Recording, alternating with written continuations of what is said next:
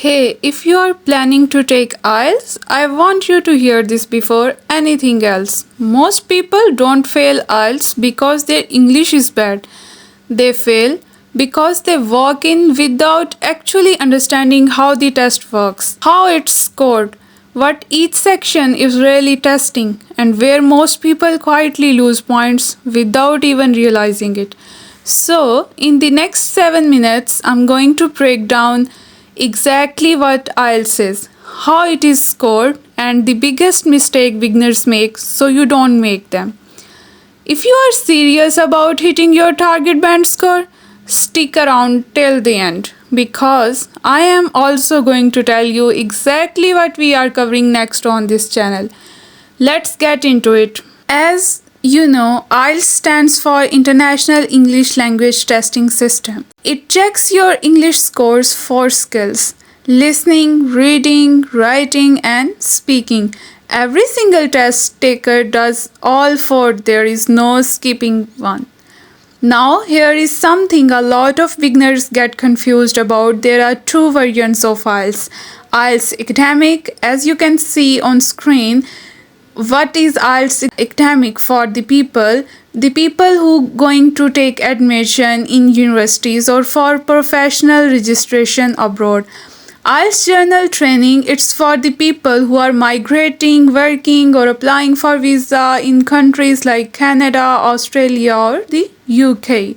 The listening and speaking sections are identical in both, but reading and writing are different. Academic uses more formal academic style texts while journal training focuses on everybody, everyday and workplace English. So step 1 for you, figure out which one you actually need before you prepare because studying the wrong one wastes weeks, and do let me know in comment section.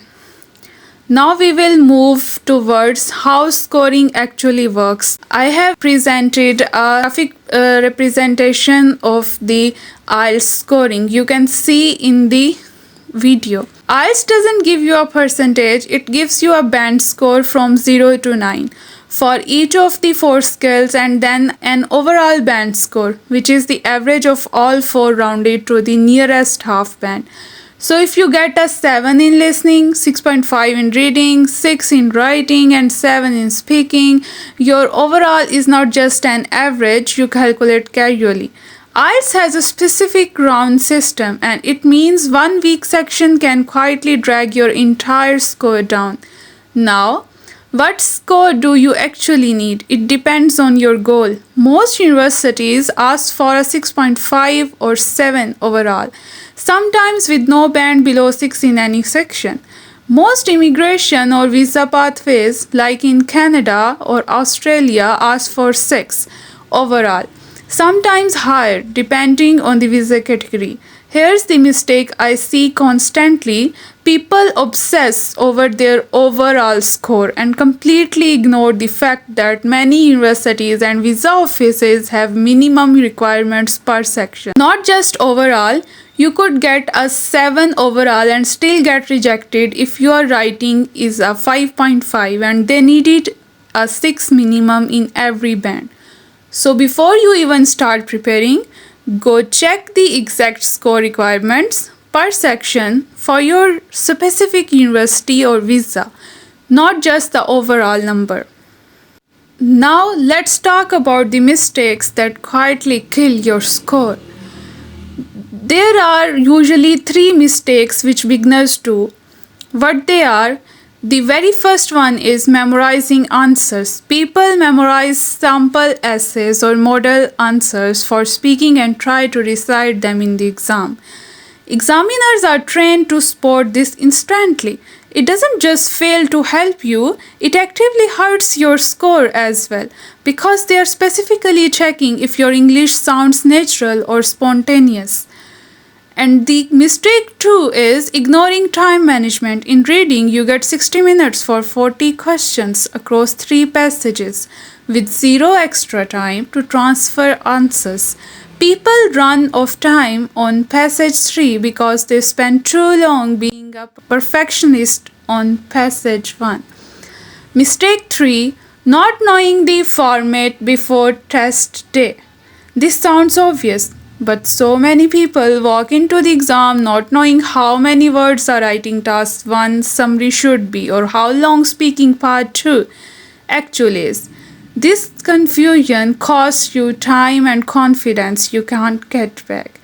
The good news, every one of these is the good news.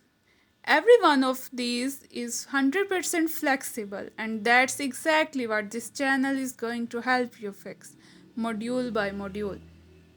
What's coming next? In next video, we will be discussing about the IELTS speaking part 1. I'll show you a real weak answers versus a strong answer for the same question and give you a simple formula you can use to sound natural and confident even under pressure. After that, we are tackling reading, specifically one technique that can save you up to 15 minutes on test day, which is often the difference between finishing the test and running out of time. If you are serious about this journey, not just watching one random video, but actually building toward your target band score, this is the series to follow.